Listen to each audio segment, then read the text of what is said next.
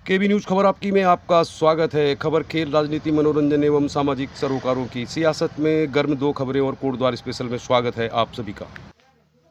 नमस्कार, मैं हूं मेहरबान सिंह नेगी और आप देख रहे हैं केबी न्यूज़ खबर आपकी। केबी न्यूज़ खबर आपकी में आपका स्वागत है। खबर आजकल में आज हम स्पेशल खबर आपको कोटद्वार की ही दिखाएंगे। कोटद्वार से संबंधित विषयों की ही जानकारी आपके साथ शेयर करेंगे, लेकिन सबसे पहले बात करते हैं उन दो खबरों की जो इस समय उत्तराखंड की सियासत में चर्चा का विषय बनी हुई है। और पहली खबर तो जो नाम बदलने को लेकर है, इसको लेकर भी बात करेंगे हम। और इसके अलावा एक डेढ़ महीने से उत्तराखंड की सोशल मीडिया में काफ़ी लोकप्रिय हो चुके बिरजू मयाल की बात करेंगे। बिरजू मयाल अस्पताल में भर्ती हैं। अब उनके चोटिल होने को लेकर खूब कंट्रोवर्सी हो रही है। बिरजू मयाल की पत्नी का भी बयान आ गया है, बिरजू मयाल के भी कुछ बयान बदल रहे हैं। तो चलिए फिर पहले इन दो खबरों की बात करते हैं, उसके बाद हम आपको दिखाएंगे कोटद्वार भाबर की एक लाइब्रेरी जिसमें सैकड़ों बच्चे अध्ययन करते हैं।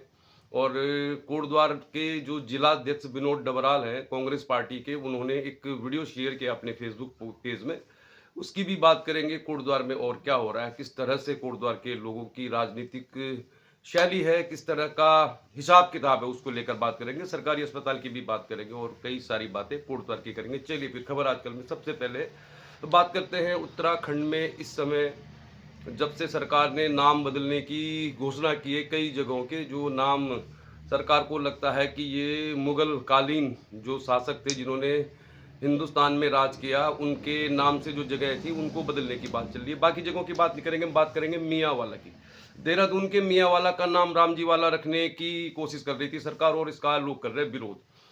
सीधा सवाल हमारा सरकार से है कि कौन लोग हैं वो सलाहकार जो मियांवाला का नाम बदलना चाह रहे थे। और मियांवाला को लेकर अब वहां पर के लोगों ने इसका विरोध करना शुरू कर दिया है। दरअसल बहुत सारे लोगों को लगता है कि मियांवाला एक मुस्लिम समुदाय से जुड़ा हुआ शब्द है, लेकिन सच्चाई ये है कि मियांवाला में जो मियाँ लोग हैं ये राजपूत लोगों की गरिमा से जुड़ा हुआ शब्द है मियांवाला। और इसका इतिहास 300 साल से ज़्यादा पुराना है। इसको लेकर अब देहरादून के कई सारे चैनल में वो तमाम लोग आ गए हैं जिन्होंने ब्रिटिश जो अधिकारी थे उनकी लिखी हुई किताब, उनके इतिहास की जानकारी को शेयर किया। और उन्होंने कहा कि दरअसल ये 300 साल पुराना मामला है और ये राजपूतों की प्रतिष्ठा और उनकी सांस्कृतिक धरोहर से जुड़ा हुआ नाम है मियांवाला, न कि ये मुस्लिम नाम है। तो अब इसको लेकर बैकफुट पर आ जाएगी सरकार, क्योंकि ये उस तरह का मामला था नहीं जिस तरह का मामला बनाकर वाहवाही लूटने की कोशिश सरकार कर रही थी। और निश्चित तौर पर एक वहाँ पे मियांवाला के व्यक्ति हैं, वो यही कह रहे हैं कि राम जी वाला तो बहुत ही अच्छा नाम है।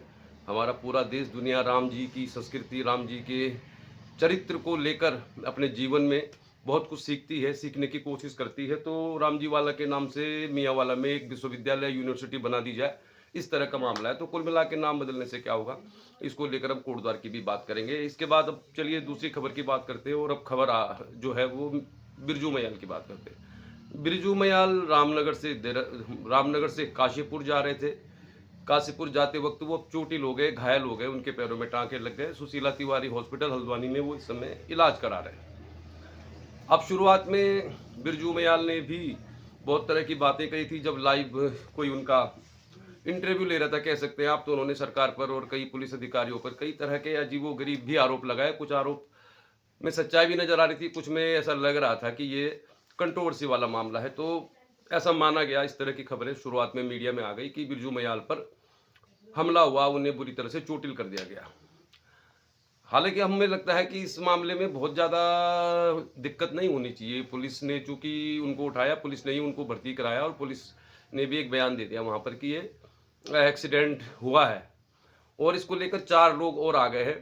तो जो 4 लोग आए हैं संभवतः जो कह रहे थे कि वो एसयूवी गाड़ी से जा रहे थे, जिस गाड़ी से टकराने से एक्सीडेंट हुआ, उसको लेकर जरूर हमें कुछ झोल झाल नजर आ रहा है। बाकी तो पुलिस के लिए बहुत मुश्किल नहीं है, घटनास्थल का मुआयना करने के बाद, कुछ लोगों से बातचीत करने के बाद मालूम चल जाएगा।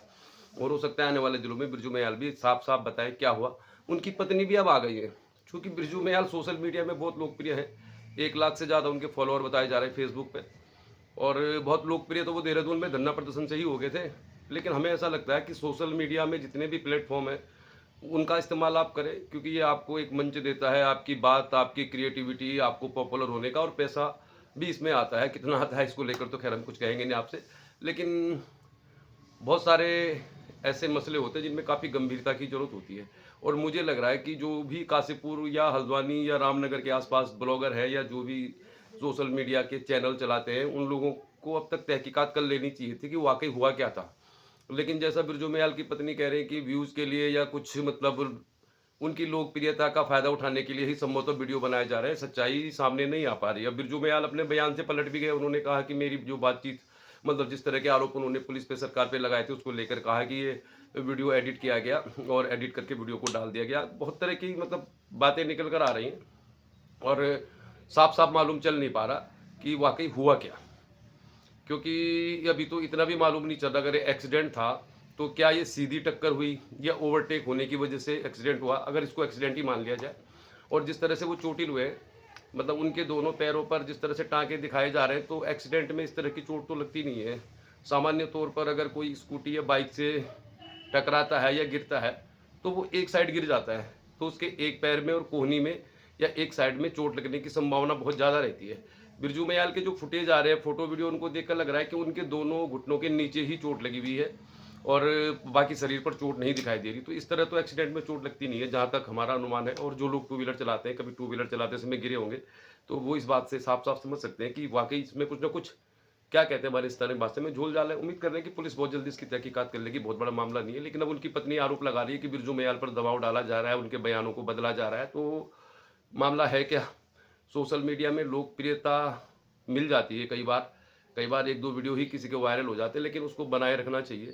और जिस प्लेटफ़ॉर्म पर आप काम कर रहे हो, जिस काम को आप कर रहे हो, उसकी आपको पूरी तहकीकात करनी चाहिए। ख़ास तौर पे न्यूज़ कंटेंट चलाने के लिए बहुत सारी आपको जानकारी होनी चाहिए, उसके बाद ही आपको अपना वीडियो अपलोड करना चाहिए। हम भी मानकर चल रहे हैं कि इसमें जो कुछ भी है वो सामने निकल कर आना चाहिए और इसके लिए पुलिस उनको उठाकर ले गई थी।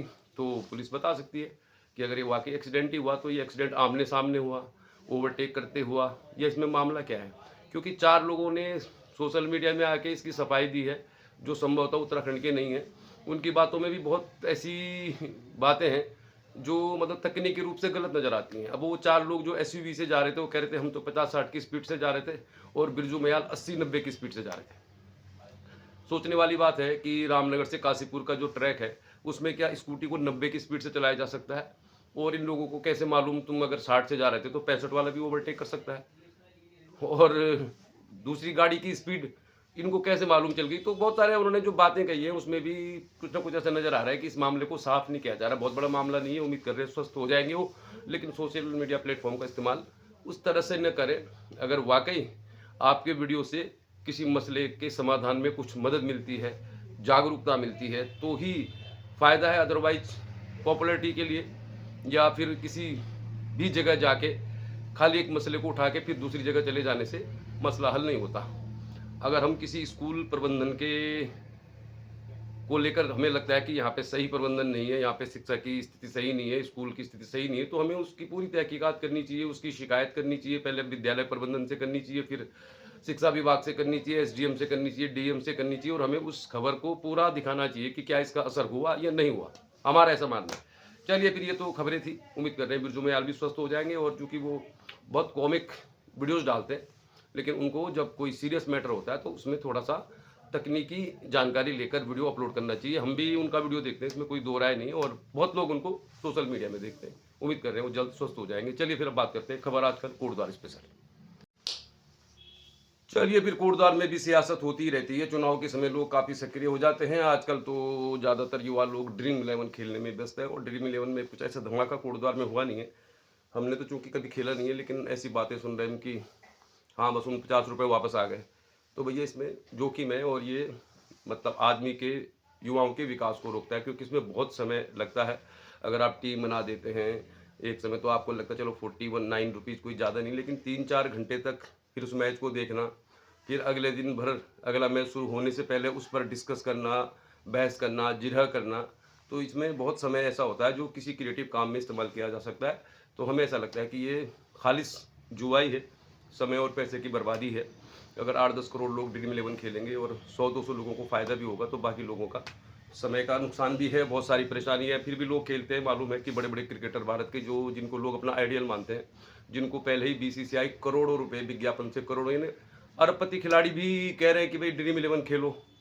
तो ये बीसीसीआई का जो तरीका है पैसे उगाने का, हमें लगता है ये क्रिकेट को इससे कोई फ़ायदा नहीं है, देश को भी कोई फ़ायदा नहीं है और जो लोग खेलते हैं उनको भी कोई फ़ायदा नहीं, फिर भी लोग खेलते हैं क्योंकि एक किस्म का नशा है। और कोई भी जो नशा होता है, एक बार आदमी उसको शुरू कर देता है तो फिर वो छूटता नहीं, चाहे वो फिर किसी भी चीज़ का नशा हो, शराब का हो, धूम्रपान का हो, किसी अन्य चीज़ का हो या फिर ड्रीम इलेवन का हो।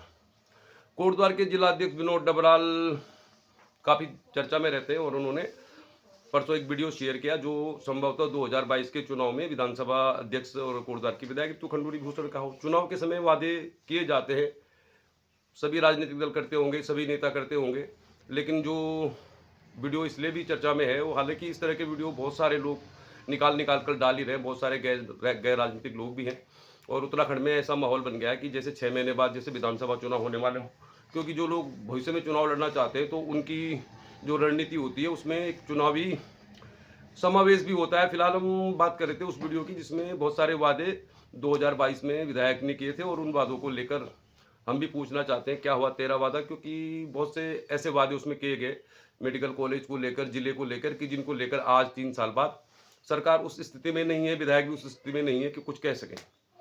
कोटद्वार में भी हम सोच रहे नाम बदल देते, लाल डाक मोटर मार्ग का नाम रामजी वाला मार्ग बन हो जाता और बन जाता, तो इससे बढ़िया बात कुछ हो नहीं सकती थी। चलिए, इस दिशा में तो न कभी पुष्कर सिंह धामी जी ने कोटद्वार में जिक्र किया, न विधायक जी ने 3 सालों में जिक्र किया, तो लाल डाक मोटर मार्ग की तो बात हो नहीं रही। मेडिकल कॉलेज को लेकर, सभी चीज़ों को लेकर लगभग मामला ठंडा ही है, लेकिन हम बहुत आशावादी हैं और हर इंसान को आशावादी होना चाहिए। और हर समस्या के लिए किसी विधायक को अगर हम कह दें कि सिर्फ रितु खंडूरी भूषण की वजह से ही कोटद्वार का विकास नहीं हो रहा, तो ये बात 100% सही नहीं है। वैसे सरकार तो 8 साल से ही है और हम ये मानते हैं कि अभी 2 साल बाकी हैं। और जिस तरह IPL में आखिरी ओवर में कई सारे छक्के लगने के बाद मैच जीत जाते हैं टीमें या अच्छी बॉलिंग से जीत जाते हैं, तो अभी तो 2 साल बाकी है। और हम तो ये मानकर चल रहे हैं कि आने वाले 2 साल में जो भी विधायक हैं कोटद्वार की, रितु खंडूरी भूषण, वो कुछ करेंगी। और हमारा जिन विषयों को लेकर है, लाल डाक मोटर मार्ग, कण्वाश्रम मेडिकल कॉलेज और मोटर नगर का जो ये दाग है, इसको लेकर कुछ ना कुछ होगा। पॉजिटिव है हम और उम्मीद कर रहे हैं कि कुछ ना कुछ होगा। लेकिन जो बयान दिया गया उसमें एक लाइब्रेरी का भी जिक्र था, बहुत सारी बातें कही गई, अब उनको खोद खोद कर निकाल रहे हैं, क्योंकि अब सूचना तंत्र का ज़माना है। आज की तारीख में तो आप कोई भी वीडियो, कभी कभी वीडियो सर्च करके निकाल सकते हैं। तो उनके वादे अब उन पर भारी तो पड़ ही रहे, क्योंकि वादे कुछ ज़्यादा ही बड़े थे। स्मार्ट सिटी बनाने का वादा किया गया था, हमारे देश में भी सरकार ने 100 स्मार्ट सिटी बनाने का वादा किया गया। तो जब देश में ही 100 स्मार्ट सिटी नहीं बनी, मतलब सरकार तो बन गई, स्मार्ट सिटी नहीं बनी, तो कोटद्वार में स्मार्ट सिटी तो खैर एक दूर की कौड़ी है, सड़क भी बन गई, इतना ही काफ़ी है। तो दरअसल हम बात इसलिए कर रहे हैं कि कोटद्वार भाबर में एक पुस्तकालय है। इस पुस्तकालय का जिक्र हम इसलिए कर रहे हैं कि माननीय विधायक जी ने भी कहा कि हम कोटद्वार में एक डिजिटल लाइब्रेरी बनाएंगे। चलो, बाकी बातों को तो छोड़ दीजिए, बड़ी बड़ी बातों का तो खैर अब 2027 में मालूम चलेगा कि क्या क्या हो रहा है, क्या क्या हो सकता है। तो लाइब्रेरी की बात की गई है और हम आपको दिखाते हैं एक ऐसी लाइब्रेरी जो कोटद्वार भाबर के दुर्गापुरी में है, मेन रोड पर है। और ऐसी लाइब्रेरी नहीं है कि किताबें रखी हैं और कोई नहीं आता। सुबह से शाम तक जब भी लाइब्रेरी खुलती है, सैकड़ों बच्चे इस लाइब्रेरी में आकर पठन पाठन करते हैं, प्रतियोगी परीक्षाओं की तैयारी करते हैं। और हमने ये लाइब्रेरी इसलिए भी दिखाई है कि सरकार अगर डिजिटल लाइब्रेरी नहीं बना सकती कोटद्वार में, तो हर वार्ड में एक लाइब्रेरी तो होनी चाहिए। बहुत महंगा सौदा भी नहीं है और जो पंचायत भवन है वहाँ पर भी खोली जा सकती है। तो मैडम ने तो वादा किया था लेकिन पूरा नहीं हुआ। 2 साल में हो जाए तो भी हमें कोई दिक्कत नहीं है, अच्छा है। एक तरफा खबर दिखाने की हमारी आदत नहीं है। तो चलिए आपको दिखाएंगे आगे एक लाइब्रेरी जो समर्पित है शहीद असिस्टेंट कमांडेंट मुकेश बिष्ट को। और लाइब्रेरी जब भी आप जाएंगे हाउसफुल रहती है, तो जिनको काम करना होता है उनको बहुत ज़्यादा सेखी नहीं बगानी होती। राजनीति में तो खैर चलता ही है, लेकिन मुकेश बिष्ट का परिवार इस लाइब्रेरी को संचालित करता है। बहुत शानदार यहाँ पे पुस्तकों का संग्रह है और संग्रह ही नहीं है, पढ़ने वालों की संख्या भी बहुत ज़्यादा है। तो सबसे पहले आपको खबर अच्छी है दिखाएंगे। कोटद्वार के सरकारी अस्पताल की दुर्दशा है, ऐसी खबर आ रही कि कल 700 मरीजों ने OPD में पर्ची बनवाई। अब लगाइए आप, जबकि ये माना जाता है कि यहाँ पे कुछ नहीं है, सुविधाएं ना के बराबर है, फिर भी 700-800 लोग रोज अगर इलाज करा रहे हैं तो क्या मजबूरी है। कोटद्वार में स्वास्थ्य संबंधी सुविधाओं की दरकार है और जाहिर है कि सबसे ज़्यादा निम्न मध्यम या जो कम आय वाले लोग हैं उनको निर्भरता है इस सरकारी अस्पताल पर। पूर्व स्वास्थ्य मंत्री के कार्यकाल के दौरान ये हॉस्पिटल जो है, इस पर करोड़ों सैकड़ों करोड़ रुपए खर्च हुए, लेकिन यहाँ पे डॉक्टर नहीं है। और हमारा निश्चित पूरा 100% मानना है कि इसमें राजनीति होती है, क्योंकि ऐसा माना जा रहा है कि इस हॉस्पिटल की दुर्दशा पर सरकार हो, हमें तो मालूम ही नहीं, उत्तराखंड के स्वास्थ्य मंत्री ने कभी कुछ कहा हो कि यहाँ पर डॉक्टर होने चाहिए, जबकि ये सिर्फ कोटद्वार के ही लोगों का हॉस्पिटल नहीं है। ये लैंसडाउन, यमकेश्वर, चौबटखाल, तमाम 3 विधानसभाओं के लोगों की निर्भरता है इसमें। और आकस्मिक जब होता है, कोई दुर्घटना होती है, कोई इमरजेंसी होती है, आते सब इसी हॉस्पिटल में है और बुराई भी इसी हॉस्पिटल की होती है। तो इस हॉस्पिटल को राजनीति का शिकार नहीं बनाना चाहिए, क्योंकि स्वास्थ्य और शिक्षा एक बेसिक मुद्दा है और इन्हीं मुद्दों पर अगर सरकार काम करती है तो ही विकास माना जाता है। और कोटद्वार में जो भी हो रहा है वो शिक्षा स्वास्थ्य को लेकर कुछ भी नहीं हो रहा है, तो इस तरह का विकास नहीं कहा जाता। और चुनाव जीतने से इतिहास नहीं बनता, इतिहास बनाने के लिए कुछ बनाना भी पड़ता है। 2 सालों में कुछ न कुछ बनेगा, ऐसा हमारा मानना है। चलिए फिर कोटद्वार के हॉस्पिटल की स्थिति को लेकर कोटद्वार महानगर कांग्रेस के जो कार्यकर्ता थे उन्होंने एक ज्ञापन दिया, इसकी खबर दिखाएंगे। और आपको हम दिखा रहे हैं एक लाइब्रेरी। कोटद्वार के लोगों का मिजाज कुछ ऐसा है कि अभी तो लोग आए हैं पहाड़ों से, हज़ारों लोग आए हैं पिछले 5-6 सालों में। अभी वो कोटद्वार में जो बेसिक फैसिलिटीज़ हैं उनका ही लुत्फ़ ले रहे हैं, तो उनके लिए पहाड़ की बात करना, उत्तराखंड की बात करना, अब उन नए लोगों पर कोटद्वार के विकास की जिम्मेदारी डालना मुझे लगता है सही नहीं है, जो पिछले 5-7 सालों में ही आए हैं। तो अभी थोड़ा बहुत कंफर्ट महसूस कर रहे होंगे पहाड़ के मुकाबले, गाँव की मुश्किल भरी ज़िंदगी के मुकाबले। तो ये जिम्मेदारी अब विपक्ष की है, गैर राजनीतिक संगठनों की है। और सबसे बड़ी भूमिका विपक्ष की होती है सरकार पर दबाव डालना, सरकार से काम करवाना और जो मूलभूत आवश्यकताएं उनको पूरी करवाना। और सोशल मीडिया भी कुछ कर सकती है, लेकिन ये मूल काम विपक्ष का है और हमारा काम है खबर दिखाना। चलिए फिर आपको अच्छी खबर दिखाते हैं एक लाइब्रेरी की। और कोटद्वार के अस्पताल में जो है बिल्कुल दुर्दशा है अस्पताल की, इसको लेकर ज्ञापन भी दिया गया। कोटद्वार भावर के ध्रुवपुर में एक मशरूम प्लांट था बहुत बड़ा, जिसमें कल भयंकर आग लग गई और पूरा मशरूम प्लांट जलकर ध्वस्त हो गया और 16 क्विंटल के लगभग, यानी कि लाखों का सामान जलकर स्वाहा हो गया। तो जब भी आप कोई भवन बनाएं, कुछ काम कारोबार शुरू करें, तो उसमें इलेक्ट्रिसिटी लेकर ये आपको संजीदा होना चाहिए और किसी एक्सपर्ट से ये करना चाहिए। हो सकता है संभवतः शॉर्ट सर्किट से ही आग लगी हो। काफ़ी दुखद खबर है और काफ़ी नुकसान भी हो गया, काफ़ी नुकसान हुआ है और इसकी खबर चल रही है। उत्तराखंड क्रांति दल ने आशीष नेगी और आशुतोष नेगी की गिरफ्तारी को लेकर कोटद्वार की तहसील में प्रदर्शन किया। खबरें जारी हैं, जो भी खबर होंगे आपके साथ शेयर करते रहेंगे। चलिए फिर आपको दिखाते हैं एक शानदार पुस्तकालय जो चिढ़ाएगा नेताओं को कि स्वयं के प्रयासों से जब इतनी बड़ी लाइब्रेरी बन सकती है तो फिर सरकार क्या नहीं कर सकती। ये बोलने वाली बात हम जरूर आपसे बोलेंगे। कोटद्वार के अस्पताल को लेकर दिया गया ज्ञापन। कोटद्वार में एक लाइब्रेरी बहुत अच्छी, आप अगर कोटद्वार भावर कभी आते हैं तो जरूर आप यहाँ पर आ सकते हैं। चलिए आज के लिए इतना ही, कल मिलेंगे किसी और खबर के साथ। देखते रहिए केबी न्यूज, खबर आपकी। नमस्कार। क्या हुआ तेरा वादा, आज की खबर का हमारा शीर्षक है। और हम ये नेताओं से पूछना चाहते हैं जिन्होंने 2022 में वादा किया था कि कोटद्वार में डिजिटल लाइब्रेरी खुलेगी। डिजिटल लाइब्रेरी तो खुलने की बात दूर की है, कोई भी लाइब्रेरी नहीं खुली, लेकिन जो लोग काम करते हैं वो बिल्कुल बखान नहीं करते, बयान नहीं देते, यानी खामोशी की जो गूंज होती है वो दूर तक सुनाई देती है। और ऐसा कहा जाता है कि अपना काम चुपचाप से ऐसा करो कि पूरी गूंज सुनाई दे। कोटद्वार भावर के दुर्गापुरी में ग्राम घमनपुर की मेन रोड पर ये लाइब्रेरी है। इस लाइब्रेरी में सैकड़ों बच्चे सुबह से शाम तक अध्ययन करते हैं। भले ही आज ये माना जाता है कि सब कुछ गूगल पे अवेलेबल है, ग्रोक पे अवेलेबल है, लेकिन फिर भी सब लोग जो तैयारी करते हैं प्रतियोगी परीक्षा की, उनको मालूम है कि उनको पुस्तकों की ज़रूरत पड़ती है और पुस्तक से बड़ा दोस्त कोई हो नहीं सकता। कोटद्वार भावर के दुर्गापुरी घमनपुर में शहीद असिस्टेंट कमांडेंट मुकेश बिष्ट को समर्पित ये लाइब्रेरी है। आज सुबह 11 बजे का वीडियो है, इसमें आप देख रहे हैं सैकड़ों बच्चे यहाँ पे अध्ययन करते हैं और वो इतने मग्न थे कि हमने वहाँ पे एक शब्द नहीं बोला। तो विनोद डबराल कांग्रेस पार्टी के जिलाध्यक्ष हैं, वो राजनीति भी करेंगे, लेकिन राजनीति में विपक्ष का काम होता है कि सरकार को वादे याद दिलाना। रितु खंडूड़ी भूषण का वीडियो सोशल मीडिया में उन्होंने शेयर किया है, जिसमें उन्होंने डिजिटल लाइब्रेरी का बनाने की बात की है। तो हमारा सीधा सवाल नेताओं से ये है, 2022 में आपने जो वादे किए उन वादों का क्या हुआ? इसकी विस्तार से खबर तो आपको हम अपने यूट्यूब चैनल केबी न्यूज़ खबर आपकी में दिखाएंगे कल, लेकिन आज हम बात कर रहे हैं एक ऐसी लाइब्रेरी की जो बनी है और जिसमें सैकड़ों युवा रोज़ाना पढ़ाई करते हैं। या हमें मालूम है कि सैकड़ों युवा सुबह से शाम तक इस लाइब्रेरी का लाभ लेते हैं। तो 2022 में जो विधायक ने वादा किया था डिजिटल लाइब्रेरी का, क्या हुआ तेरा वादा? तो निश्चित तौर पर आज कांग्रेस पार्टी अगर ये सवाल उठा रही तो इस सवाल का जवाब तो मिलना मुश्किल ही है। लेकिन क्या हुआ तेरा वादा में हम पूछना चाहते हैं कि डिजिटल लाइब्रेरी नहीं खुली तो कम से कम इस तरह की लाइब्रेरी तो खोल दो। सच्चाई ये है कि 2022 से अब तक कोटद्वार भावर में कोई लाइब्रेरी नहीं खुली और लाइब्रेरी का वादा किया गया था, जिसका वीडियो शेयर किया गया फेसबुक में, विनोद डबराल ने शेयर किया है। अब विनोद डबराल तो कांग्रेस के जिलाध्यक्ष है, वो राजनीति करेंगे जरूर, लेकिन इसका जवाब कांग्रेस पार्टी के अध्यक्ष के बयान पर, उनके वीडियो पर देना चाहिए बीजेपी को। कोटद्वार भावर में एक लाइब्रेरी है, शहीद असिस्टेंट मुकेश बिष्ट के परिवार ने ये लाइब्रेरी संचालित की है। सैकड़ों युवा यहाँ पे रोजाना पढ़ाई करते हैं, प्रतियोगी परीक्षा की तैयारी करते हैं, लेकिन जो वादा 2022 में हुआ था, जिसको वीडियो शेयर किया गया, वास्तव में पूछना चाहिए नेताओं से कि क्या नेता कोटद्वार के लोगों को ऐसे ही बेवकूफ़ बनाते रहेंगे। भाई क्या हुआ तेरा वादा, क्या हुआ लाइब्रेरी का? डिजिटल नहीं तो ऐसी लाइब्रेरी तो कम से कम खुलनी चाहिए। तो इसलिए सवाल तो बनता है, आजकल सवालों का दौर है, बहुत सारे सवाल सरकार पर उठ रहे हैं क्योंकि सरकार का कार्यकाल 3 साल पूरा हो गया है। तो कम से कम ये लाइब्रेरी तो शहीद असिस्टेंट कमांडेंट मुकेश बिष्ट के परिवार वालों ने खोली है, जिससे सैकड़ों लोग लाभ ले रहे हैं, लेकिन उन्होंने तो अपना प्रचार कभी नहीं किया। हो सकता है कि विधायक को भी मालूम नहीं हो, विनोद डबराल को भी मालूम नहीं हो, लेकिन हम आपको बता रहे हैं कोटद्वार भाबर के दुर्गापुरी में ग्राम घमंडपुर में मेन रोड पर है एक लाइब्रेरी जो शहीद मुकेश बिष्ट को समर्पित है।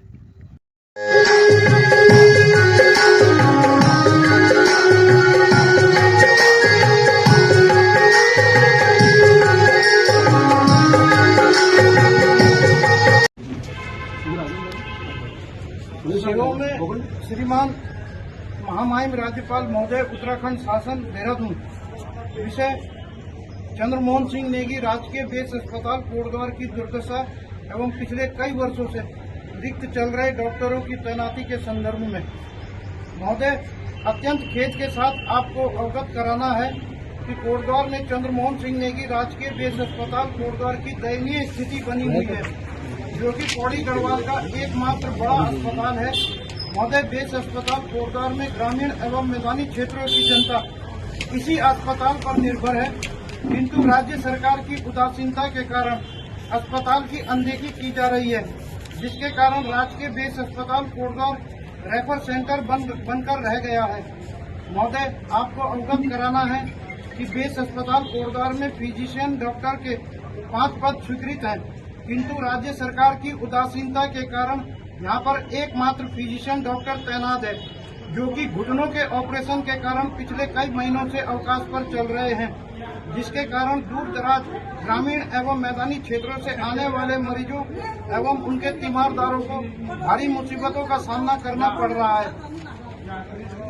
महोदय इसी प्रकार अन्य रोग विशेषज्ञ डॉक्टरों के भी स्वीकृत पद हैं, जो कि पिछले कई वर्षों से रिक्त चल रहे हैं, जिसके कारण मरीजों को उचित उपचार नहीं मिल पा रहा है। अतः महोदय से विनम्र आग्रह है कि आप जनहित में राजकीय बेस अस्पताल कोटद्वार में स्वीकृत पदों पर विशेषज्ञ डॉक्टरों की नियुक्ति करने हेतु राज्य सरकार को निर्देशित करने की महती कृपा कीजिएगा। बहुदेव विजय रावत, अध्यक्ष जिला युवक कांग्रेस कोटद्वार गढ़वाल एवं समस्त कांग्रेस कार्यकर्ता, यूथ कांग्रेस कार्यकर्ता। देखते रहिए केबी न्यूज़, खबर आपकी, खबर खेल, राजनीति, मनोरंजन एवं सामाजिक सरोकारों की। बहुत बहुत धन्यवाद।